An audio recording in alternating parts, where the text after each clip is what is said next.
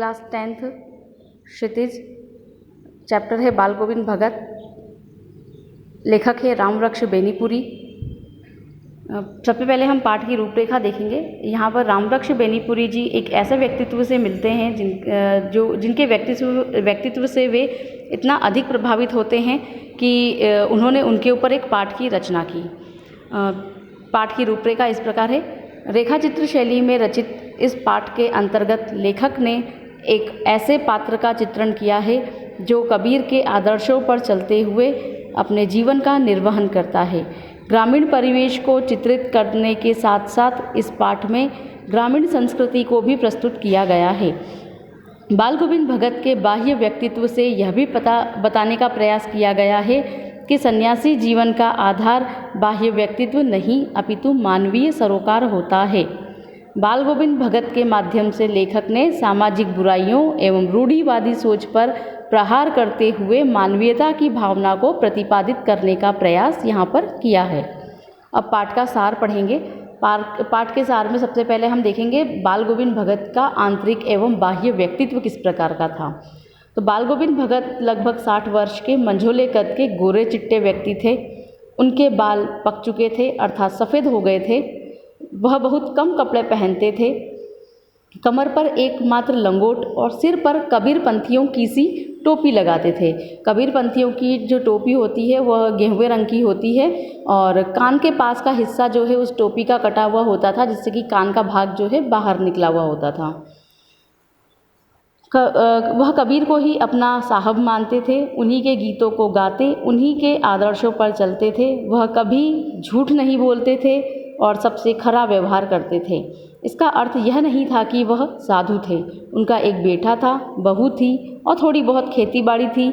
एक साफ सुथरा सा मकान था। उनका सबसे बड़ा गुण उनका मधुर कंठ और कबीर के प्रति अगाध श्रद्धा एवं प्रेम था। वे कभी किसी की चीज़ को बिना पूछे नहीं छूते थे। जो कुछ खेत में उत्पन्न होता था उसे कबीरपंथी मठ में भेंट स्वरूप ले जाकर रख देते और वहाँ से प्रसाद के रूप में उन्हें जो कुछ भी प्राप्त होता था उससे वे अपनी गृहस्थी चलाते थे। बाल गोविंद भगत का संगीत के प्रति अगाध प्रेम। यहाँ पर बाल गोविंद भगत का संगीत के प्रति अगाध प्रेम के साथ साथ हम यहाँ पर प्रस्तुत जो है ग्रामीण परिवेश और ग्रामीण सुंदरता का चित्रण भी पढ़ेंगे। आषाढ़ की रिमझिम में जब समूचा गांव हल बैल लेकर खेतों में निकल पड़ता और बच्चे भी जब खेतों में उछल कूद कर रहे होते, उसी समय सबके कानों में एक मधुर संगीत लहरी सुनाई देती। उनके कंठ से निकला संगीत का एक एक शब्द सभी को मोहित कर देता। तब पता चलता है कि बाल गोविंद भगत कीचड़ में लिथड़े हुए अपने खेतों में धान के पौधे की रोपनी कर रहे हैं। धान के पौधे की रोपनी सभी जानते हैं। एक खेत के एक छोटे से भूभाग पर धान के बीजों को डालकर वहाँ पर उसे अंकुरित किया जाता है और जब बरसात होती है और खेतों में पानी भर जाता है, इकट्ठा हो जाता है और जो मिट्टी है वो दलदली हो जाती है, उस समय पर उन अंकुरित पौधों की छोटे छोटे भाग किए जाते हैं और उन्हें थोड़ी थोड़ी दूरी पर उनकी रोपनी की जाती है। काम और संगीत की ऐसे संयुक्त साधना मिलनी बहुत मुश्किल होती है। भादों की आधी रात में मेंढकों की टड़टड़ से भी ऊपर बाल गोविंद भगत का संगीत सुनाई पड़ता है। जब सारा संसार निस्तब्धता में सोया होता है तब बाल गोविंद भगत का संगीत सभी को जगा देता है। कार्तिक में बाल गोविंद भगत की प्रभातियाँ प्रातःकाल की बेला में अपनी टोलियों अपनी मंडलियों के साथ गाए जाने वाले भजनों की श्रृंखला होती है।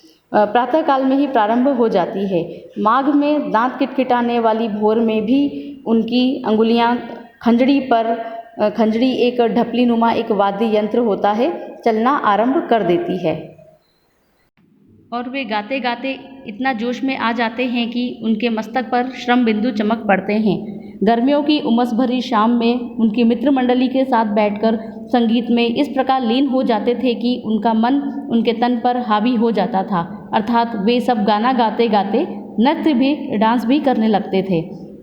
सुख दुख से ऊपर बाल गोविंद भगत का चरित्र। बाल गोविंद भगत की संगीत साधना का चरम उत्कर्ष उस दिन देखने को मिला जब लोगों को यह पता चला कि उनके एकमात्र पुत्र की लंबी बीमारी के बाद मृत्यु हो गई है।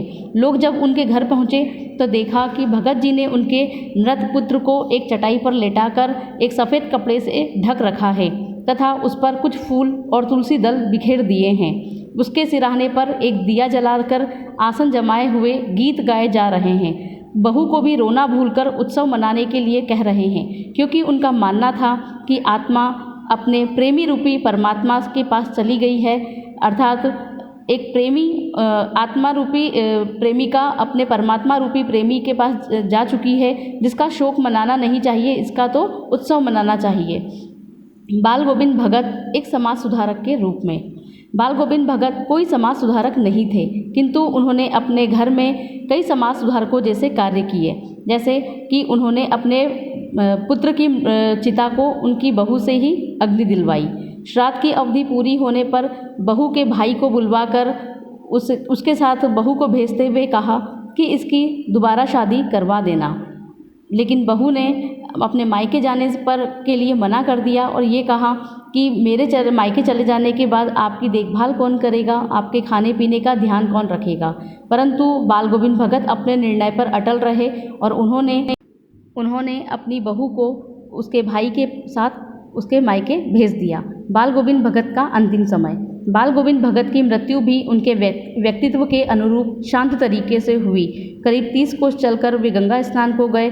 वहाँ साधु सन्यासियों की संगत में जमे रहे।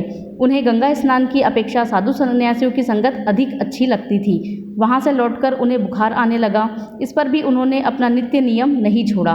वे दोनों समय गीत गाते, ध्यान, स्नान, खेतीबाड़ी इत्यादि अपने नित्य कर्म करते रहे।